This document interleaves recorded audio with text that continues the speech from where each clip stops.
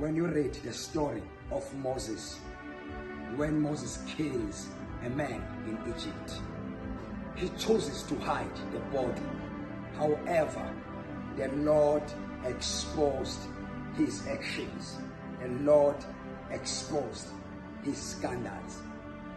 When your actions are exposed, it doesn't mean you are rejected by God. When your scandals are exposed, it doesn't mean you are rejected by God. Don't misinterpret my saying, because when you are not rejected by God, it doesn't mean God supports your scandals. Your scandals may be popular. You are not rejected by God. You may be popular in your community with your bad actions. You are not rejected by God. You are not rejected. You are not unwanted. You are needed